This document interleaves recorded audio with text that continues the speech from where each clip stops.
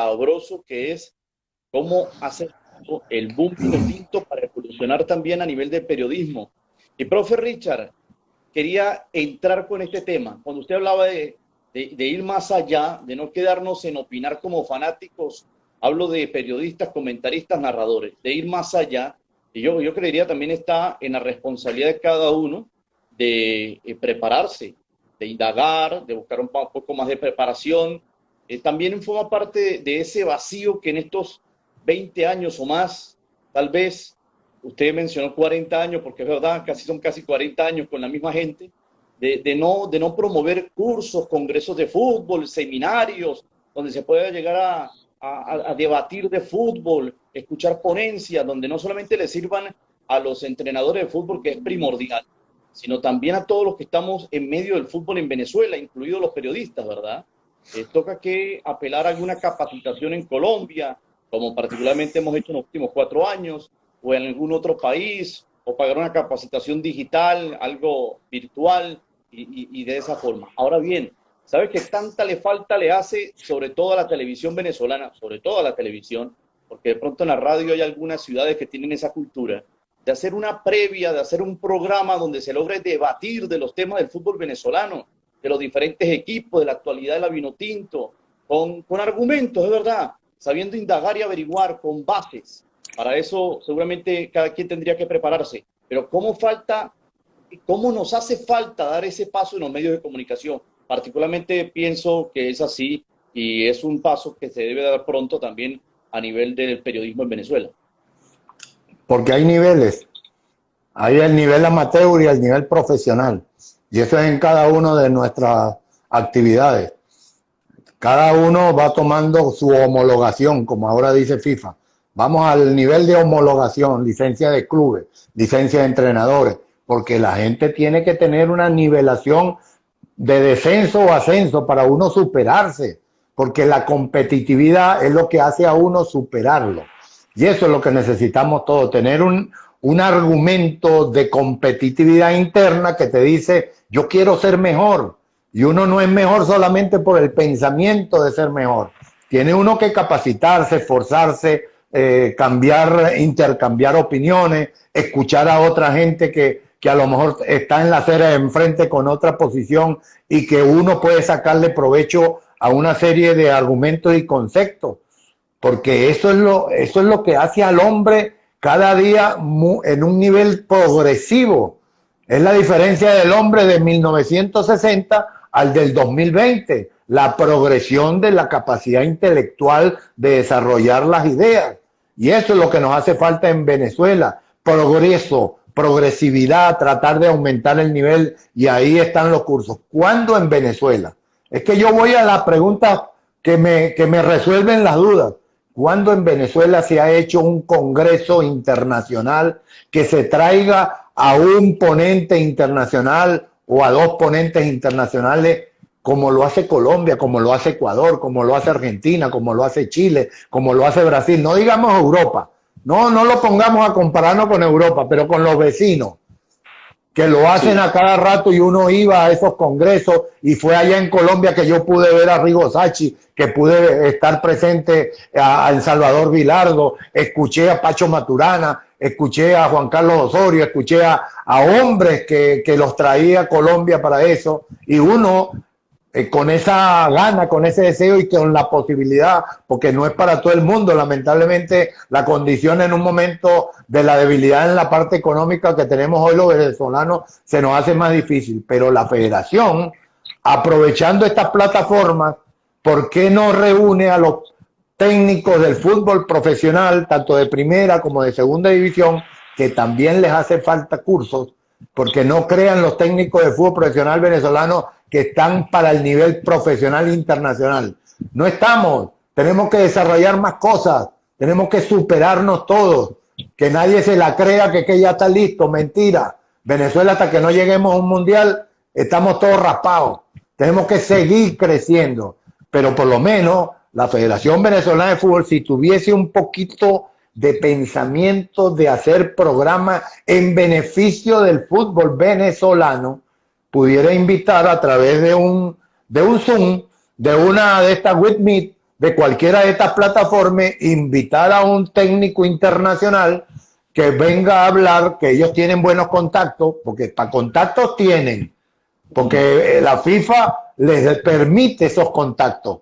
Y ellos pueden levantar el teléfono y decirle a Villar, que está allá en España, el presidente de la Federación Española, Ángel María Villar, y decirle: Ángel María Villar, tú no puedes hablar con el técnico Guardiola, uno que llaman P. Guardiola, y decirle a ver si nos hace simplemente una charla de 1 hora a los técnicos venezolanos sobre el tema de fútbol de posición. Eso es una forma de establecer un contacto, de establecer un desarrollo, de hacer crecer, de hacer pensar a los técnicos profesionales de Venezuela que nos hace falta crecer mucho, y los que hemos crecido mucho es porque hemos ido afuera, porque hemos ido hacia otros mundos y nos hemos puesto en el nivel internacional. Pero hay muchos que no pueden viajar, la mayoría no puede viajar, la mayoría no puede salir, y así por el estilo. O sea, una serie de detalles que marcan la diferencia cuando uno habla de una federación internacional a una federación doméstica, como es la Federación Venezolana. Es una federación doméstica. Lo único que los levantó al nivel internacional fue el oxígeno. ¿Qué digo yo de oxígeno? El ozono que le dimos en el año 2001 con la selección Vinotinto. Fue la selección Vinotinto que los colocó. Fueron los jugadores de la selección Vinotinto que colocó a la Federación Venezolana de Fútbol en el nivel internacional. Pero cuando a uno le toca manejarse en el nivel internacional como dirigente, si no estás capacitado, se te notan las costuras. Y eso es lo que lamentablemente hemos tenido en los últimos 20 años en Venezuela.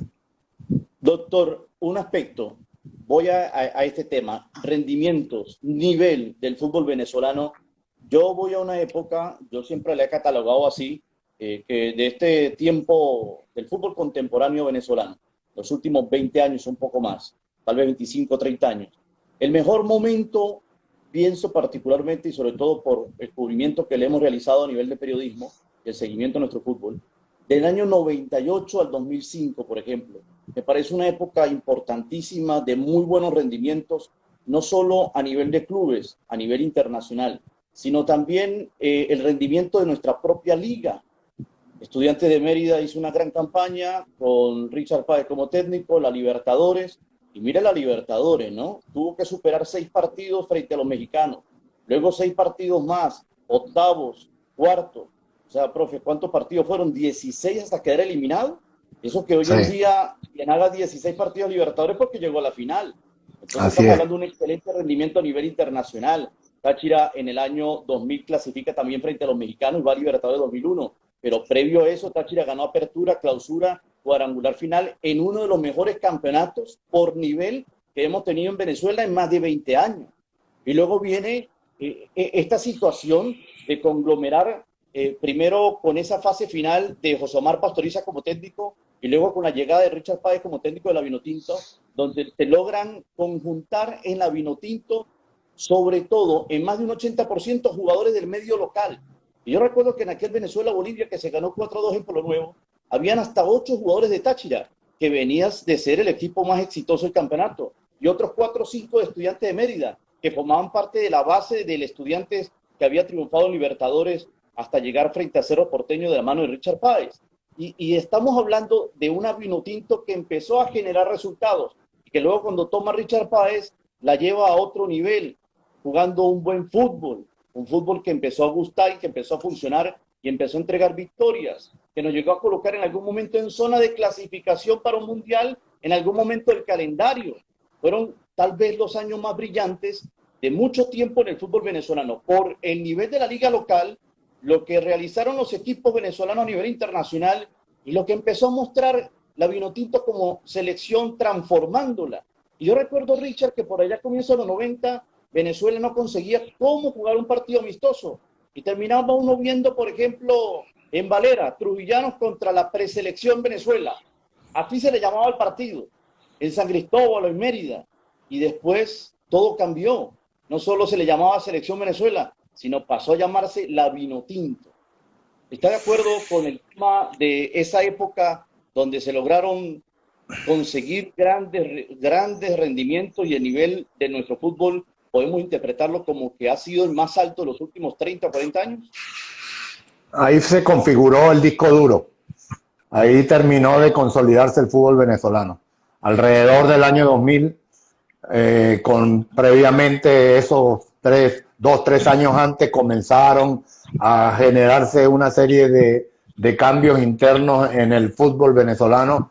Se le empezó a dar mayor interés al profesionalismo, que era una de nuestras grandes debilidades en el aspecto del futbolista, que muchas veces eran muy buenos jugadores con una capacidad y una calidad indiscutible, pero el comportamiento tanto adentro o fuera de la cancha muchas veces era un comportamiento amateur, no era un comportamiento profesional.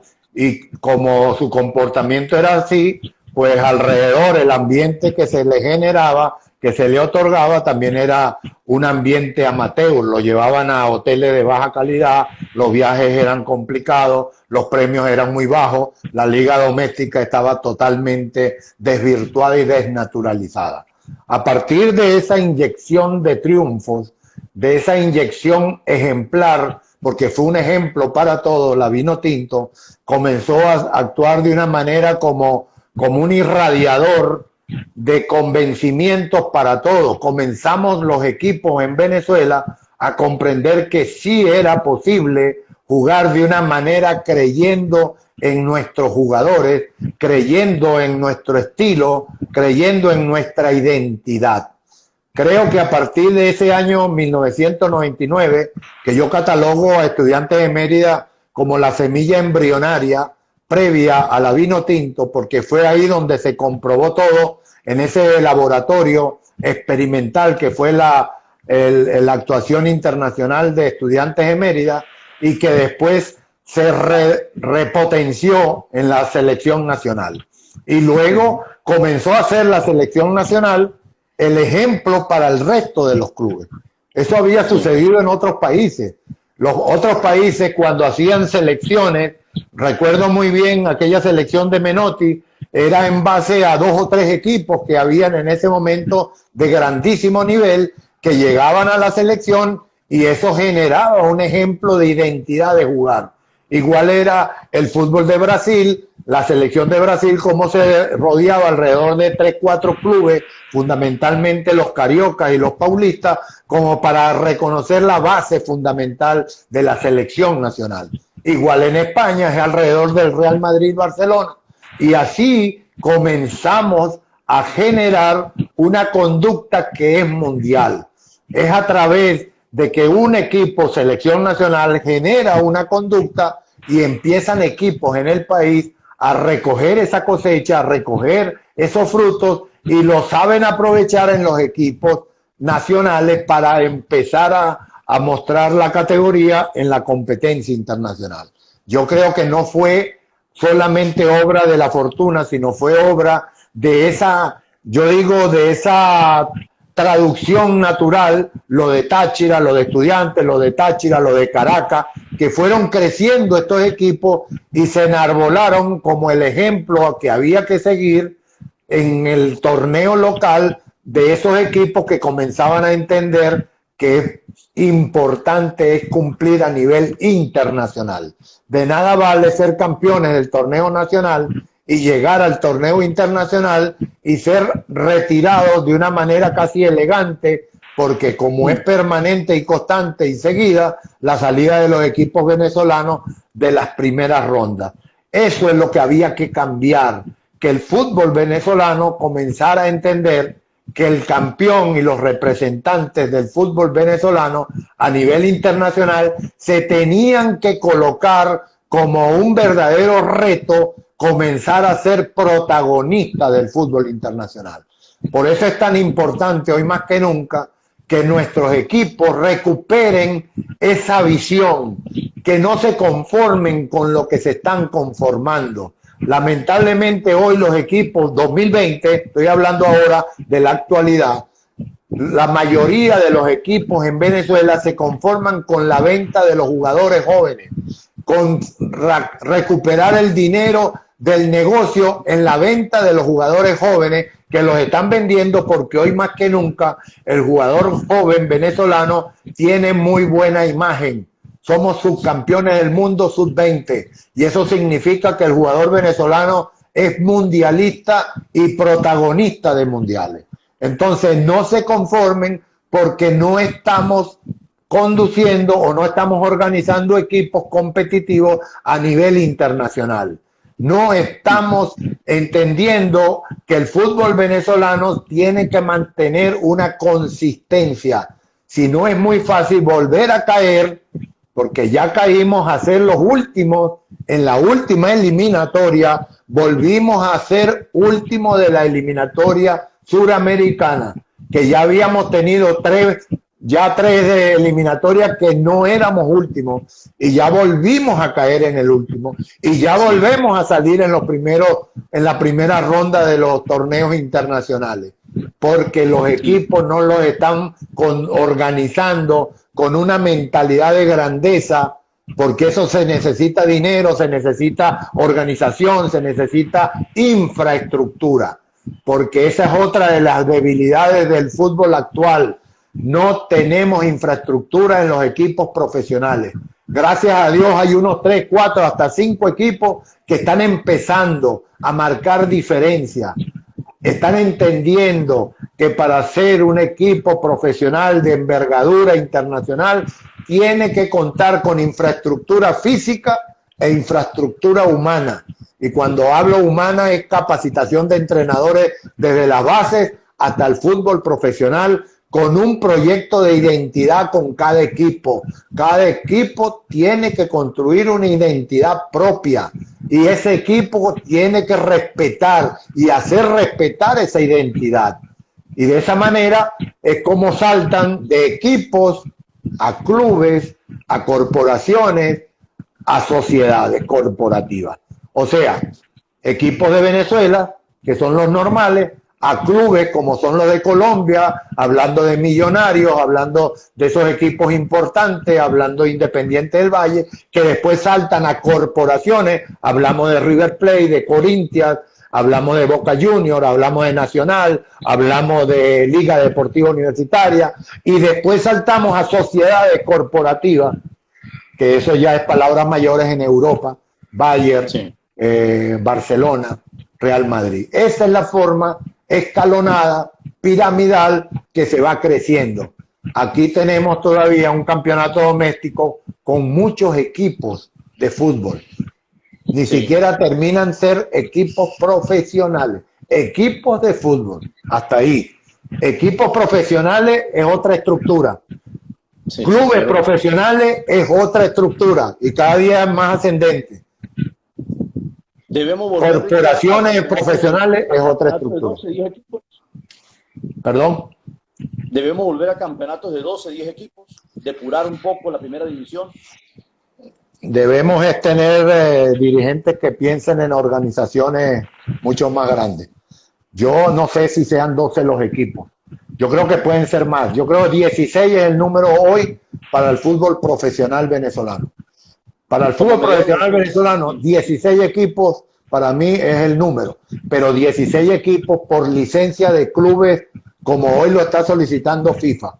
Cuando digo licencia de clubes, que tienen que tener una infraestructura que muestren, que presenten, que manifiesten, en donde tengan un centro de entrenamiento, en donde tengan un centro para desarrollar talento, en donde tengan una infraestructura en donde puedan tener alojamiento y buena alimentación, hospedaje. Eso es lo que se les pide. Eso es lo que yo he visto cuando he ido a Ecuador, cuando yo he ido a Colombia, cuando yo he ido a Perú, sin decirles lo que he visto en Francia, o he visto en Alemania, o he visto en Argentina, o he visto en Uruguay, lo que he visto en Bolivia. Después vendrá César a explicar también los mismos conceptos que habrá visto regados por los países que han visitado como entrenador. Y eso es la realidad, hermano. Por eso es que nosotros tenemos que seguir insistiendo que queremos ir al Mundial. Ese es el gran sueño de todos los venezolanos. pero seguirá siendo un sueño si no lo organizamos, si no le hacemos el ambiente, ese microclima ambiental mundialista. O sea, si los equipos que están súper desarrollados, uno va para Ecuador, hermano, un país pequeño como Ecuador y un país que sí tiene petróleo, sí tiene grandes bondades geográficas y de hombres y mujeres con capacidad. Y Ecuador ya ha ido a mundiales, pero es que tienen una estructura futbolística de nivel mundialista. Tú vas a un torneo, un partido allá en Ecuador, estoy hablando de Ecuador, y uno dice, oye, esto es nivel internacional. Hay una cantidad enorme, los estadios de primer nivel, hay un ambiente general, hay fanaticada, hay aficionados, todo el mundo actúa como el nivel mundialista. En Venezuela no llegamos a ese nivel, no llegamos en el torneo local a ese nivel, porque no hay formación, porque no hay desarrollo, porque no hay infraestructura. Si no es el agua, es la luz. Si no es la luz, es la carretera. Si no es, claro, pero es que es todo el componente ambiental. Todo el componente ambiental. La estructura de los estadios. El mantenimiento de los estadios. ¿Tú crees posible que en Ecuador se les va a ocurrir dejar perder el Pachencho Romero o el estadio de Monaga que se inunda? O el estadio, en un país que se respete porque está pensando en llegar a un mundial, va a permitir que el equipo profesional que actúe en Táchira o que actúe en Zulia o que actúe en San Felipe o que actúe en Trujillano o en Mérida o en Caracas deje perder su estadio porque no le hacen mantenimiento? No, no está en la mente de los dirigentes de una federación. Es inconcebible, Richard, y volvemos al tema de la cultura futbolística, la cultura mentalidad mundialista y también el sentido de pertenencia, porque no puede ser que no ocurra nada en la ciudad donde en un estadio se está cayendo a 1000 pedazos. Eso no puede ser que a nadie le duela, es la verdad. O sea, tiene que llamar la atención de ese tema y imaginemos que Venezuela cuenta con unos estadios que gracias a Dios se lograron hacer y se lograron remodelar algunos en los tiempos de la Copa América 2007, si no tuviésemos donde jugarle el campeonato, ¿no? Hoy en día, Richard. Y no hay. Se agarra excusa por el tema país, la situación país, pero no podemos quedarnos en eso, tenemos que estar a la par o por encima de la situación con una buena organización. Pero fíjate cómo fue el ciclo, cómo fue el proceso. En el año 2001 nosotros no teníamos nada, no teníamos historia, no teníamos campo. Eran todas excusas válidas para explicar el desastre futbolístico que nosotros. Cuando iba a jugar la selección nadie se enteraba. ¿Quién conocía a los jugadores de la selección? ¿Quién conocía al técnico de la selección antes del 2001? No los conocía nadie, solamente el ambiente, el microclima, ese microambiente alrededor que forma parte de un número pequeño y mucho más en Venezuela, que todavía el fútbol no estaba en la posición que hoy tiene. Entonces, en esas circunstancias, en ese medio ambiental, Venezuela se levantó, emergió, hizo un milagro futbolístico lo que se hizo. Se entiende así porque es una realidad. Y eso comenzó a ganar, comenzamos a mostrar el producto como un producto atractivo. Empezó la televisión, oye, eso está creando ruido. Eso cada vez que juega la selección de Venezuela, esa que llaman, ¿cómo es que se llama? Porque no sabían. Los productores de televisión de este país no sabían cómo se llamaba la selección. ¿Cómo es que se llama esa selección? La selección de esa de fútbol, de pelota, de fútbol. Entonces comenzaron las televisoras del país a darse cuenta por el rating que, ojo, esta selección cada vez que juega, el rating de la televisora se empezó a disparar, empezó a crecer y después me lo reconocieron a mí, hombres de televisión, hombres que producen dinero con la televisión, que cada partido de la Vinotinto superaba el récord del Miss Venezuela, que era el evento más que tenía mayor rating en la televisora nacional. No había otro evento en Venezuela que había superado al Miss Venezuela. y lo hizo fue la Vinotinto cada vez que jugaba a partir de ese año 2001 al 2007. Comenzó a levantar y comenzó a hacer un producto atractivo, y eso en el marketing es como un efecto disparador de ventas, de reconocimiento, de merchandising, y comenzaron a aparecer las franelas, comenzaron a aparecer los sponsors. Rafael Esquivel, que era el presidente de esa federación en ese momento, que se había cansado de tocar puertas y nadie se las abría antes del 2001, llamando a sponsors privados o públicos para ver si acompañaban y apoyaban a la selección en el aspecto económico, y nadie les abría la puerta antes del 2001. Después del 2001 comenzaron a tocar las puertas de la federación, a llamar la gente, los teléfonos de la federación, a decirle a Rafael Esquivel que estaban dispuestos, que querían saber cómo ayudar, cómo recolectar, y empezó Rafael Esquivel a no contestar algunos teléfonos y a contestar otros. Comenzó a ser él el que empezaba a discriminar, a seleccionar los sponsors que tenía la selección nacional y por ende la Federación Venezolana de Fútbol. La cantidad de sponsors, de patrocinantes que tuvo la federación a partir del año 2001 fue lo que lo elevó a colocar un nivel internacional, porque por fin le llegó el aporte financiero que les hacía falta, en la cual es indiscutible, hace falta para hacer los proyectos posiblemente imaginarios que ellos tenían engavetados en todas esas gavetas de la federación y que nunca habían hecho. ¿Qué pasó con esos proyectos del 2001 al 2015? Porque hasta el proceso de César Faría fue que hubo dinero y aporte y hubo el mayor, esos 15 años, hermano, fueron 15 años de la Venezuela de las vacas gordas. Sí, sí. Tuvieron 15 años de bonanza económica, de llegarle una cantidad de dinero. ¿Qué pasó con ese dinero en las asociaciones? ¿Dónde están las sedes de las asociaciones en esos 15 años? ¿Dónde están una cancha, de una asociación para hacer un complejo de centro de desarrollo de talento? Es lo que te digo, ni con plata o sin plata hacen nada. No tienen proyectos, no tienen organización, no tienen ideas de fútbol. O sea, desaprovecharon el momento que les entregó la Vinotinto desde el punto de vista económico. La Vinotinto fue como un bombazo de infusión de dinero desde abajo. Empezó a llegarle, tuvieron hasta un avión, tuvieron hasta la camiseta nacional, se vendía por todos lados. Se empezó a reconocer la Vinotinto del béisbol, del basquetbol, del voleibol. El merchandising comenzó a multiplicarse. Apareció el departamento de mercadeo y merchandising en la Federación Venezolana de Fútbol, que eso ni lo imaginaban que lo iban a tener.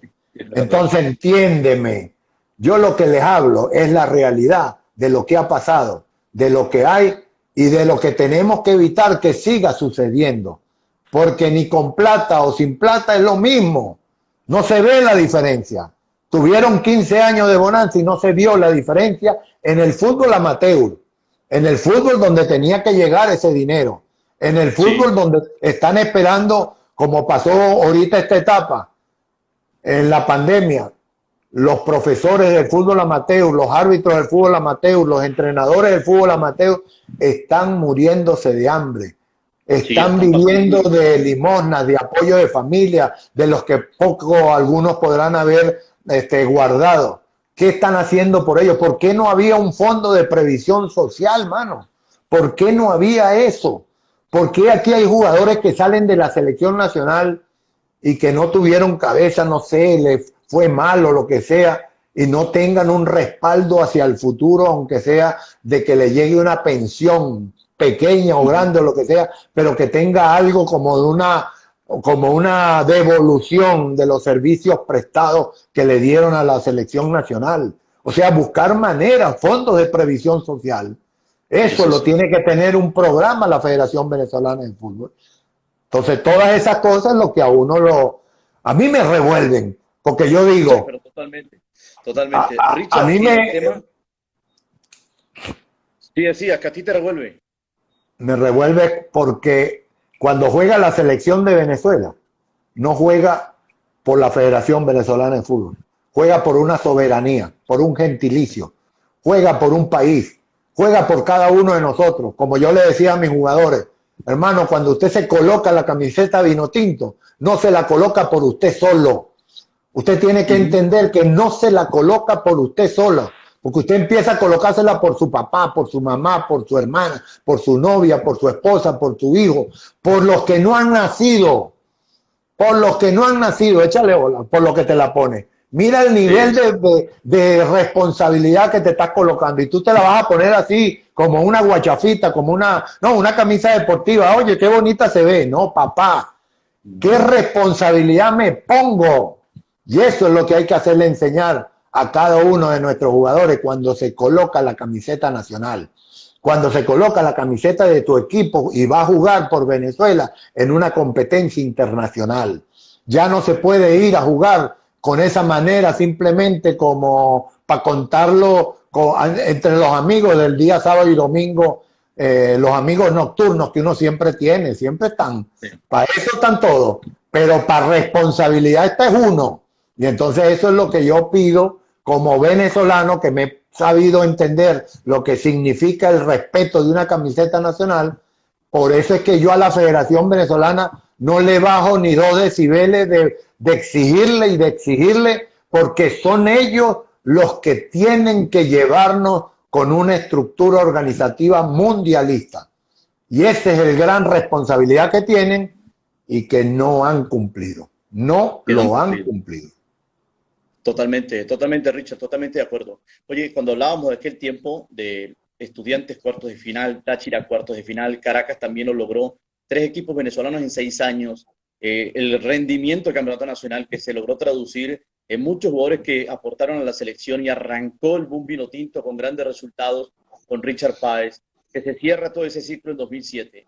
Se creó una identidad, una forma de cómo conseguir los resultados con base a una forma de juego. El fútbol tratando bien la pelota, si es posible, jugando desde el arquero el inicio de juego, progresando con una pelota que pasaba por el primer volante, por los jugadores, aquella línea tan famosa de los 3 zurdos, y tenía una finalización de juego. Era un equipo que trataba de llegar al arco contrario con coherencia, con buen fútbol, con un fútbol colectivo, asociativo. Esa era la identidad de la selección de Richard Páez en esos años de los 2000. Ahora, ¿cuál es la verdadera identidad del fútbol venezolano a nivel de selección? Cuando hemos hablado que en los 80 y en los 90 jugábamos a escondernos, a una jugada fortuita, a un tiro libre de René Torres, a una posibilidad distante en un partido, y los resultados todos ya los conocemos. Y de hace un tiempo para acá, Richard, no sé, unos 10 años para acá, ahora somos muy verticales, poco tenemos el balón, también nos recluimos, colocamos el bloque muy cerca del arquero, con la fortuna de que tenemos un gran arquero como Fariñas y que hemos tenido grandes arqueros también, y así hemos buscado e intentamos buscar resultados y se nos ha dado, ¿verdad? Pero no es el camino para llegar a un mundial en la forma de juego, y una selección que la vemos muchas veces partida en la cancha, una separación de espacio increíble, poco tiene la pelota, se juega más con extremos, un fútbol mucho más vertical. Yo voy al punto, Richard, ¿cuál es la verdadera identidad de juego de la selección venezolana, de la Vinotinto? ¿Existe o todavía andamos en búsqueda de ella? Antes del 2001, la identidad era echarle bolas. Esa era la identidad. Ten la seguridad, esa era la identidad del fútbol venezolano. Antes del 2001 era echarle bolas. Y a eso jugaban la gran mayoría de equipos venezolanos a nivel de copas internacionales, con sus excepciones, evidentemente, que han pasado por el fútbol y que mucho más en aquellas épocas de los años 70, 80, se intentaba en algunos equipos la construcción, pero en base a una gran cantidad de jugadores extranjeros que llegaban como importados a los equipos venezolanos. Pero la condición que nos habíamos creído y que nos habían inyectado era echarle bolas hasta el 2001. En el 2001 comenzó otro mensaje. Y ese 2001 Antes del 2001 era la identidad de la Venezuela cenicienta. Por eso era que no podíamos, porque el esfuerzo de esa condición de identidad tenía un desgaste que era natural. Se desgastaba uno echándole hasta que uno se cansaba, se fatigaba, y los otros equipos con el balón no se cansan. El equipo con balón no se cansan. Los equipos sin balón son los que se cansan, porque corren detrás del balón, corren con un esfuerzo desde el punto de vista volitivo de fatiga mental. Cuando uno tiene la pelota no se fatiga, uno se divierte, y eso es como una endorfina que te genera un mayor actitud de seguir corriendo, porque uno está alegre. Con la pelota uno juega alegre. Esa es la diferencia de aquellos fútbol, aquellos sistemas pragmáticos al sistema que nosotros llamamos cognitivo. A partir del año 2001 se le mostró una identidad diferente que aparentemente, mejor dicho que aparentemente, de una manera categórica, el país lo aceptó como tal. Porque si no, no hubiese tenido la respuesta de un país acompañando a esa selección. Si nosotros hubiésemos ganado a punta de contragolpe, de puras pelotas detenidas, pero un equipo metido atrás, feo, jugando, con una postura defensiva, porque eso era lo que la gente piensa, o con una verticalidad, o con un pelotazo largo, efectivo y tratando de llegar allá. Si esa hubiese sido la identidad inicial del 2001, el país no se enamora, porque a la gente le gusta lo bueno, le gusta lo que sabe bonito. A uno no va a una película para ver una película mala, aunque sea al final, no, que se llevó el Oscar, pero si es mala a uno no le gusta. A uno le gusta es el helado, que a uno le da una sensación de sabor divino, aunque haga daño después, pero a uno le gusta eso. Entonces, ten la seguridad que eso marcó definitivamente que la identidad del fútbol venezolano es la identidad como cualquier equipo suramericano, porque estamos en este continente y en Suramérica les gusta el juego bonito, el juego de toque, el juego de calidad, el juego de jugadores con una personalidad sobria, con naturalidad para jugar al fútbol, con una actitud echado para adelante, que no decaiga porque te hacen un gol, sino que más bien te reactive para responder. Así somos los venezolanos. El venezolano es así. El venezolano se cree el cuento y lo fabrica y lo hace. Uno como técnico lo que tiene es que saberle echar el cuento al jugador venezolano. El técnico que le sepa echar el cuento de cómo jugar y lo enamora y lo convence, ten la seguridad que va a tener resultados. Pero si va con un mensaje que contrasta con su manera de pensar, con su manera de ser, porque si tú le pones hoy a Soteldo, a Savarino, y le pones a Otero, un técnico que dice, no, espérate aquí, vamos a utilizar una línea defensiva y solamente vamos a utilizar uno de ustedes para que persiga al otro cuando marque, y trata de tocarla lo más rápido, no tengas mucho la pelota, no seas tanta... Eso va en contra de la mentalidad del futbolista venezolano, que como ya tomó miel de abeja del 2001 al 2007, ya tomó miel de abeja. Si tú le vienes con un mensaje de amargo de angostura, te va a decir, esto no me gusta. Porque ya lo vio, porque ya lo vivió, él sabe que ese es el fútbol, que uno se satisface. Entonces, eso primero es la identidad de la Venezuela vinotinto. Aquel que quiera hacer otro modelo con otras características, llámese como se llama, ten la seguridad que va a tener una demostración fehaciente que no va a verse de nuevo esa sensación de contagio, de acompañamiento, va a haber voces de protesta, voces de que así no es como juega Venezuela, que Venezuela tiene que jugar de otra manera. Yo he escuchado es a José Peseiro, y por lo que ha dicho, a mí me ha dado satisfacción, porque se parece a lo que uno quiere oír con el fútbol venezolano. No le gustan los equipos metidos atrás para especular, no le gustan los equipos que se meten con volantes de marca o con laterales solamente metidos atrás o con jugadores que rechazan la pelota. Uy, a mí me gusta ese mensaje. Si lo hace así, bienvenido José Peseiro, porque esa es la identidad del fútbol venezolano. Sí, sí, lo que ha expresado, porque a propósito, creo que no ha existido un técnico que haya hablado tanto, tanto en los medios de comunicación y en los medios digitales, que ahora existen en cantidad, que ha hablado tanto antes de su primer partido como José Peseiro. Si Que todo lo que ha aproveche, que expresado, aproveche, que que aproveche, aproveche. sí, totalmente. Que Ah, cuando empiezan los totalmente. partidos se nos viene la noche a todos. Totalmente. Si todo lo que ha expresado, al menos un 67%, 80%, se logra traducir en la cancha, lo logra transferir, voy a utilizar un término de los técnicos, no profe, lo logra transferir en el terreno de juego, pues sin duda vamos por el buen camino. Ahora, Richard, en esta circunstancia que se está viviendo a nivel de FIFA y el tema de eliminatorias, donde se habla mucho de que no se va a poder contar con los jugadores que están en Europa para arrancar eliminatorias, nada, dentro de 3 semanas. ¿Cómo ves esa situación? ¿Ventajosa, desventajosa para competir y arrancar así contra otras selecciones que van a tener la misma circunstancia? Si a mí me preguntas, yo veo muy complicado que comiencen las eliminatorias en octubre. Yo creo que las Okay. podrán hacer en noviembre. Si Dios quiera, bajan un poco más los números de contagio que hay en todos los países suramericanos. En segundo lugar, si es en octubre o en noviembre, veo muy difícil que los equipos europeos den a todos los jugadores. Algunos los darán, otros no los van a dar.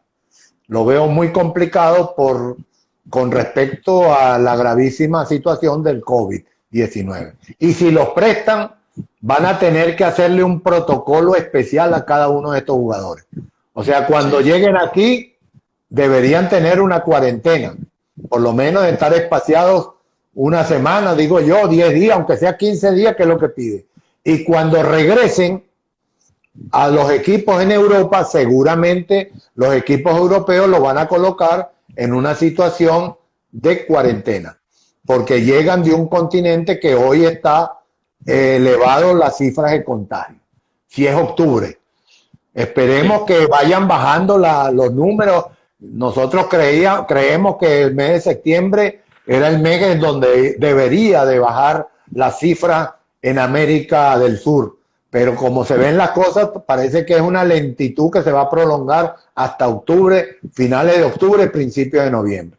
Entonces, yo creo que las circunstancias de empezar esta eliminatoria hoy, yo lo veo todavía muy complejo. No lo veo claro de que vayan a comenzar en octubre y en esa fecha que programó la Conmebol y que evidentemente todo el mundo quiere, pero no sé si van a poder venir. Y si lo hacen, van a tener que jugar con equipos, la mayoría de los jugadores de América, de los que tengan en sus países o de los que se encuentren regados por toda América del Norte y del Sur para tener los equipos y de esa manera comenzará las eliminatorias suramericanas. En ese plano, Richard, si son del continente americano, desde la MLS hasta el fútbol argentino, por ejemplo, que se aporten jugadores para las convocatorias de cada selección, estamos en un buen nivel en cuanto a volantes en primera línea, volantes ofensivos, extremos, pero de pronto no tan así para zona defensiva, ¿no? Ahí hay ciertas interrogantes, muchas incógnitas de cómo armar una defensa que esté de pronto a la par de lo que se necesita para arrancar eliminatorias con jugadores del continente, ¿no? Tú le estás preguntando a un ex seleccionador de 7 años de actividad. Ser seleccionador por 7 años, hermano, esos son muy poquitos que duran 7 años. Es Normalmente muy los poco. seleccionadores, no, esos son contados con los deditos, así. Eso No es muy son muchos, poco, eso es ¿no? muy poco, más aún en una selección que nunca ha ido mundial. Y menos en una selección como Venezuela, menos. Entonces, ten la seguridad que José Peseiro debe tener un nudo en la cabeza.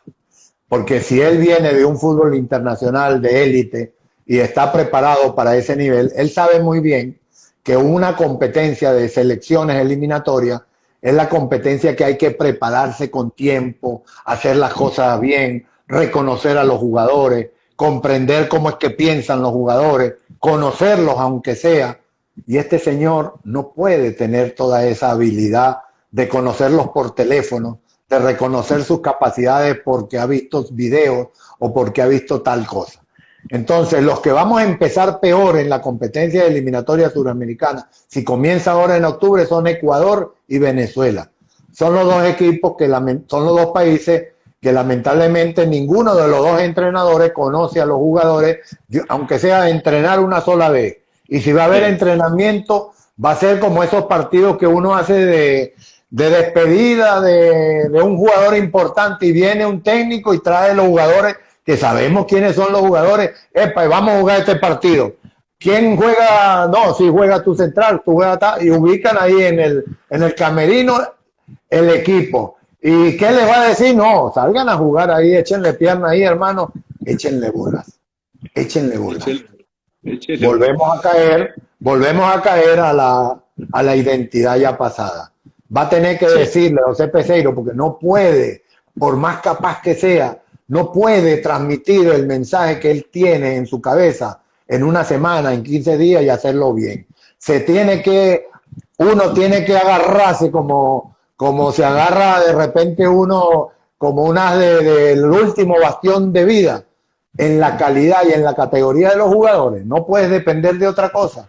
Depende de la calidad y la categoría de los jugadores y que ellos ahí adentro hagan un plan de cooperativismo futbolístico. Tienen que hacer una cooperativa para jugar como cada uno sabe hacerlo. Pero llegar a establecer patrones de conducta, juego, es muy difícil. Van a tener ventaja los equipos que ya tienen tiempo, los entrenadores en su selección. Esos son los que comienzan con un rango de ventaja en estos partidos por la condición COVID, porque tanto Venezuela como Ecuador no han tenido ni siquiera la primera oportunidad de reunirse en un entrenamiento. Y como están las cosas, para reunirlo con la condición del COVID, que van a llegar uno, llegará otro llegando al día del partido, otro estará llegando porque le están haciendo el hisopado, tiene que primero hacerse el hisopado para poner el contacto, una vaina loca, hermano. Eso no es fútbol, esto se llama fútbol express COVID-19. Un fútbol express, una vaina fabricada por los hombres de fútbol ante la necesidad de tener que cumplir por múltiples razones. Pero evidentemente eso va a ser una disputa de partidos en donde tendremos que ir todos los venezolanos cada vez que juegue la selección, encomendarnos al santo y al Dios que más creemos y empezar a rezar porque ya no va a ser una respuesta de puro fútbol, sino el que le llegue con mayor fútbol compacto, con aquellos que estén más integrados, con más ganas y con esa necesidad de conseguir resultados. Richard, arrancar a Venezuela en Mérida nos parece muy bien, una plaza futbolera. Yo sigo considerando que tanto Mérida como San Cristóbal deben ser las sedes de la Vinotinto para jugar sus partidos eliminatorios y cualquier partido de cara a poder conseguir un objetivo hacia un mundial como sedes por la cultura futbolística que tienen ambas ciudades. Ahora bien, en la selección Vinotinto del 2001 al 2007 predominó San Cristóbal como sede, o mejor dicho, Pueblo Nuevo y Vinotinto como que es un sinónimo tan importante donde se impregnó y donde se irradió todo esto que estamos hablando, que fue para Richard Páez, Pueblo Nuevo. Los dos estadios que tenían, no solamente el público, porque Táchira y Mérida indudablemente son los que tenían antes del 2001 la mayor participación de apoyo en las tribunas, o sea, fueron los que acompañaron en cada partido que se hacía de la selección antes del 2001, era en San Cristóbal y en Mérida donde se podía hacer ese tipo de partidos de apoyo. Después del 2001, lo que pasó fue que nosotros cuando comenzamos, como el estilo de juego estaba directamente relacionado con la forma de jugar a ras de piso, nosotros lo que buscábamos era canchas que tuvieran la calidad y la categoría como para desarrollar ese juego. No era tanto el apoyo afuera, porque si no jugábamos a lo que queríamos, el apoyo era como siempre había sido, por más que gritara el fanático de Táchira o de Mérida o de Maracaibo o de Caracas en los partidos de la selección antes del 2001, por más que apoyara, que no era mucho porque no llenaban los estadios, pues realmente no se hacía nada. Había que hacer era primero fútbol y después se atrajo la gente y mucho más fácil en los aforos donde ya estaban acostumbrados con cultura de fútbol de apoyar a la selección nacional. Por eso para mí era vital estar en Táchira o estar en Maracaibo, porque eran los que contaban con los dos mejores gramados que en ese momento existía en Venezuela. Y a partir de ahí fue que se desarrolló un contagio viral por todo el país. Donde se lleve ahora la Vinotinto, el estadio se llena. Tú lo llevas para Maturín, se llena en Maturín. Tú lo llevas para Puerto Ordaz, se llena en Puerto Ordaz. Para Caracas se llena, para San Felipe, en cualquier estadio que hoy existe en Venezuela, ya la Vinotinto ya está inculcada en el corazón y en la mente del fanático y del aficionado venezolano. Entonces, hoy más que nunca lo que hay es que proponer canchas que cumplan con las condiciones internacionales, con las condiciones de darle las posibilidades a nuestros jugadores que ya están acostumbrados al nivel internacional, porque ya están en un nivel que juegan en canchas siempre de primer nivel. Si tú los traes a Venezuela a jugar con la selección, jugadores internacionales, a jugar en canchas de poco desarrollo de fútbol, ten la seguridad que no los vamos a aprovechar. No van a tener la posibilidad de desarrollar el fútbol que están acostumbrados. Por eso es tan importante que hoy los estadios de Venezuela estén en perfecto estado. No hay excusa para ningún equipo profesional contar con equipos con gramados de pésima calidad. Eso simplemente no están. Esos no son clubes de licencia de primera división. No son clubes que están ayudando a la selección. Están desnaturalizando la identidad de juego del fútbol venezolano. Esos son argumentos que son consistentes, que no puede nadie ponerse al frente para decir, no, es que no tengo, no es que no hay agua, no es que no hay manera, no es que no, no estás entonces en el nivel que se sigue. Esa es yo creo que es la conducta. Por eso Mérida y Táchira para mí son hoy los equipos que revisten esa importancia y ese nivel. Y hay otros estadios, gracias a Dios, se han mantenido en ese nivel de protección del gramado y que pueden llevar a la selección nacional. Richard, en los 80 comienzos, 82, 83, jugaste en el Deportivo Táchira. Años después también dirigiste al equipo amarillo y negro. ¿Cuál fue la sensación? ¿Cómo fue esa experiencia de haber jugado en San Cristóbal con Táchira? Mucha gente lo recuerda y muchos fanáticos de Táchira aún... ¿Ese es el profe Richard? Sí, claro. El look era con bigotes. Y luego... y pelo largo. Dirigiste el equipo. ¿Cómo? Con pelo largo. En la época que yo jugaba con estudiantes, al principio tenía el pelo largo y me lo amarraba con una coleta y guerra para adelante, guerra para... Ahí estaba yo de frente. Me gustaban las guerras futbolísticas o de lo que sea. ¿Qué gol recuerdas con Táchira? ¿Qué partido se te viene a la memoria, al recuerdo? Con Táchira y su afición y sus estadios, yo viví las dos caras de las monedas del fútbol. La cara bonita y la cara complicada, desagradable, porque como fui con equipos a jugar en contra de Táchira, evidentemente nos recibían con las características naturales de esa afición que evidentemente demuestra sus emociones de una manera directa. No las manda a decir, sino las dice directamente. Y esa competitividad, esa exigencia para los jugadores, para los hombres de fútbol, con mi forma de ser competitiva, eso está hecho a la medida, tanto para enfrentarlos como para ser apoyados, porque de las dos áreas lo viví.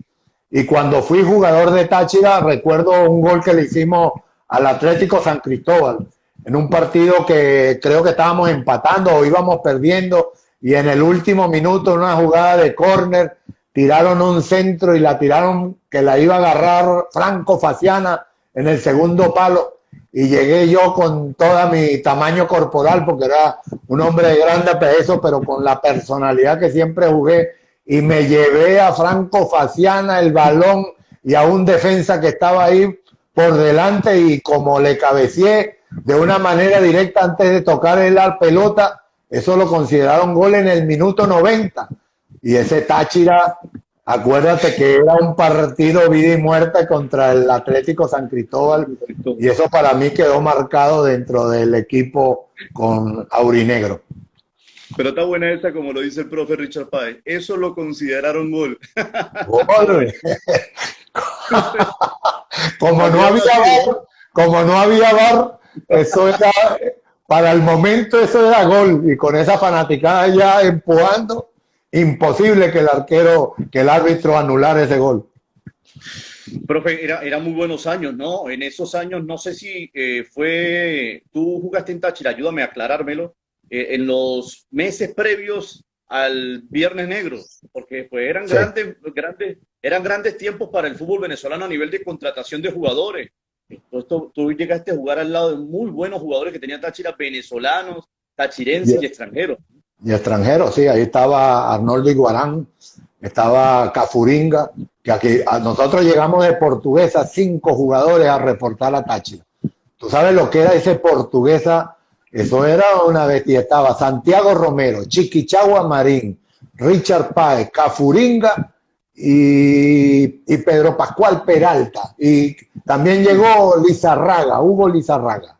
Entonces era un equipazo ya Táchira con ese refuerzo de jugadores que veníamos de Acarigua, de Portuguesa. Fue un super equipo que después comenzó, y después cuando llegó esos años que yo jugué también al lado de Ferrari, porque fue esa época cuando quedamos campeón con Veracochea de técnico, con Ferrari, con William Méndez, Laureano, o sea, un equipazo que estaba uniendo una edad con otro ciclo que estaba ascendiendo ahí, con Laureano, con Andrés Paz, o sea, un equipazo, un equipazo. Yo jugué todo ese ciclo con Táchira, y evidentemente disfruté convivir con esa alegría, con esa pasión desproporcionada que tiene el fanático tachirense, y que evidentemente a uno lo extrapola para lograr cosas que parecen imposibles. Richard, quiero agradecerte porque antes de que Instagram nos vaya a interrumpir abruptamente, ya queda 1 minuto 30. Quiero agradecerte y que en este 1 minuto 30 tú te despidas de todos los fanáticos del fútbol, los fanáticos apasionados del Vinotinto, del fútbol venezolano, como ahora le dicen el fútbol B, y también los fanáticos de Táchira que también te recuerdan como jugador y como técnico por el Aurinegro. Bueno, que se les quiere. Fíjense lo diferente que es jugar como está jugando en el COVID sin público. Qué feo, qué frío. No se siente la pasión. El fútbol es pasión. Esa es la primera pregunta cuando uno interpreta qué fútbol es pasión. Y si no hay público, no hay pasión. Entonces, para mí, todo este esfuerzo, toda esta vivencia que hemos transcurrido por el fútbol venezolano ha sido siempre enfrentando y apoyándose en la pasión que me han expresado las fanaticadas, tanto buenas como en contra.